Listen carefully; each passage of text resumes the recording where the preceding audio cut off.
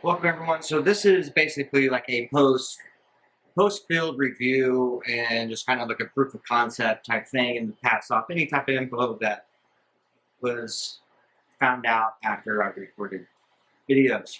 So this is obviously about the ATST. I'm standing here, right in front of it so you can see the size and the scale. 6-inch trooper. Like this thing is awesome. It is pretty damn epic when it comes to builds. It's probably one of my favorite builds that I've done. Like, I just absolutely love this thing. So, what makes it what it is? Well, there's a ton of articulation in this thing. So, in the feet, you have articulation left and right for the actual foot, and then up and down. So, there's two articulation points there. You have, I guess, like a shin articulation point. You have another one that's up top here. That connects to another one. This is a so a double articulation point that rotates and also swivels. You have inside the femur portion with the leg that also articulates up to another double articulation point. So you're looking at 9 articulation points in each leg. So that's already 18. Okay. So then we have the body underneath. There's between the head. There's like 4 articulation points. So we're like 24 articulation points, not including all the weapons that articulate on both sides. The hatch that opens. To allow you to have access, or the ceiling, I should say, then the actual hatch that opens, the eye ports that open and close. Like, this thing is just absolutely amazing. It's an amazing build.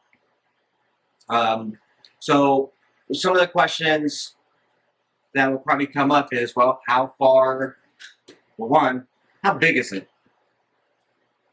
So I have a 2-foot, this is a drafting roller, so this is 2 feet. So when we stand it to the side, you're looking at over 2 feet. Now, articulation is going to come down to a few things. How are you posing it? So we can take this, and basically what I do is I just kind of grab it from underneath. And then I can start manipulating legs and joints. So one thing to kind of keep in mind is these joints are going to move however well you have them secured. So if they're on the looser end, it will articulate that much easier. But that being said, with this build, you really don't want it to be like an easy articulation. If it is, then it's liable that it's going to start collapsing on itself, and then it's going to fall. So at this point, I'm assuming we're about like 2 feet, or 2.5 feet tall, and then how wide is it? Well, it's as wide as you put the legs. All these points has been stressed for making sure that you get this thing into some dynamic poses. Now, it's not going to do matrix moves, okay? So don't try to dodge bullets with this thing because it's not going to work. The body and cockpit should be center of your center of gravity for obvious reasons. Now, what if you want to get it posed and then that's how you just want to have it sitting? What I would suggest doing is If you get it to that point, once you get it into a pose that you like, go through and tighten up your joints. Okay? So, what is the least height that I can get it? I got this thing down to 14 inches. And I'm going to try to do it again.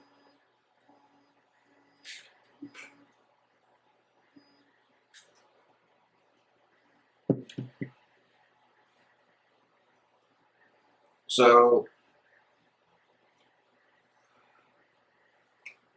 getting it down to 14 inches is difficult, but it can happen.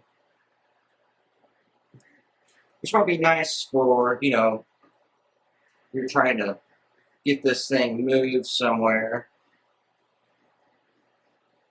You don't really have to worry so much about it taking up a whole bunch of space.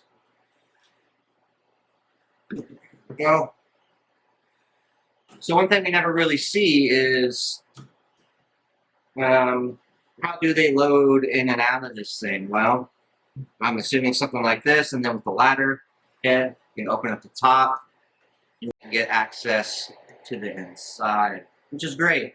Now, part of the, I made some adjustments to this thing after I recorded. I put in lock washers in some of these joints that I don't have access to, so I can only tighten the one side, and it should tighten everything down. So when you see the instructions, the written instructions may be different than what I recorded, and that's because I'm trying to find a way to make this just a little bit more easier to tighten and pose. But like I said, if you're going to keep it in a static pose, I would pose it, and then I would go through and I would tighten up the joints just so that it doesn't start creeping on you.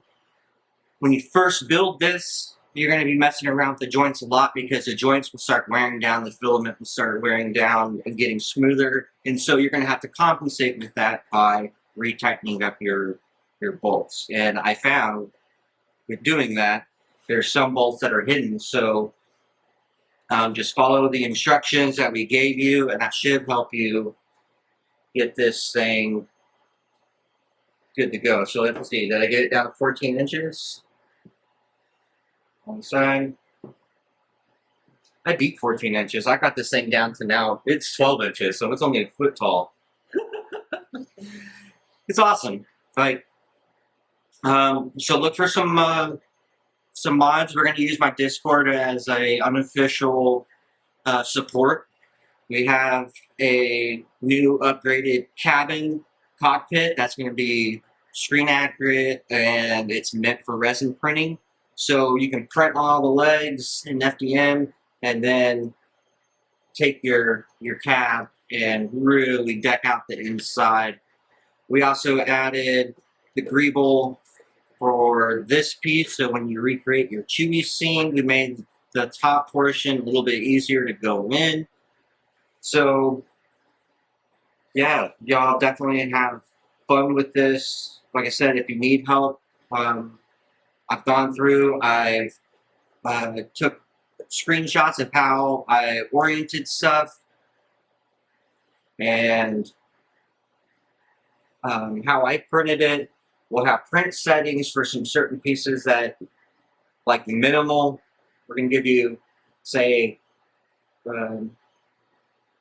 two walls at 20% infill, or 4 walls at 60% infill. Those are the minimum. So you can increase that, just don't go below it. Okay.